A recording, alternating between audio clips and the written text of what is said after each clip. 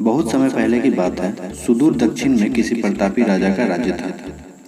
राजा के 3 पुत्र थे। एक दिन राजा के मन में आया कि उनके पुत्र को कुछ ऐसी शिक्षा दी जाए कि समय आने पर वो काम काज को संभाल सके।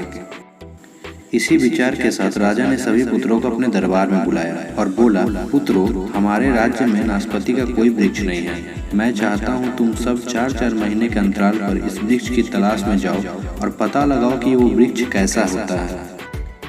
राजा की आज्ञा पाकर तीनों पुत्र बारी बारी से गए और अपने काम को पूरा करके वापस लौट आए। सभी पुत्रों के लौट आने पर राजा ने पुनः सभी पुत्रों को दरबार में बुलाया और उस पेड़ के बारे में बताने को कहा। पहला पुत्र बोला, पिताजी, वो पेड़ तो बिल्कुल टेढ़ा मेढ़ा और सूखा हुआ था। तभी दूसरे पुत्र ने पहले पुत्र को रोकते हुए कहा, नहीं पिताजी, वो तो बिल्कुल हरा भरा पेड़ था, लेकिन शायद उसमें कुछ कमी थी क्योंकि उस पर एक भी फल नहीं लगा था। इतने में तीसरा पुत्र बोला, भैया, लगता है आप भी कोई गलत पेड़ देख आए हैं, क्योंकि मैंने सचमुच नाशपाती के पेड़ को देखा। वो बहुत ही सुंदर था और फलों से लदा पड़ा था।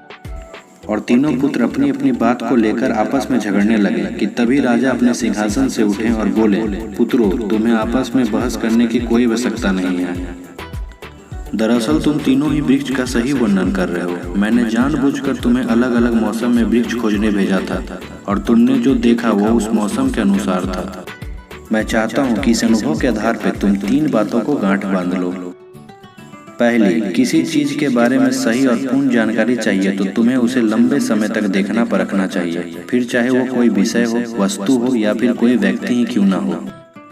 दूसरी, हर मौसम एक जैसा नहीं होता। जिस प्रकार वृक्ष मौसम के अनुसार सूखता, हरा भरा या फलों से लदा रहता है, उसी प्रकार मनुष्य के जीवन में भी उतार चढ़ाव आते रहते हैं। और अगर तुम कभी भी बुरे दौर से गुजर रहे हो तो अपनी हिम्मत और धैर्य बनाए रखो, क्योंकि समय अवश्य बदलता है। और तीसरा, अपनी बात को ही सही मानकर उस पर अड़े मत रहो। अपना दिमाग खोलो और दूसरों के विचारों को भी जानो।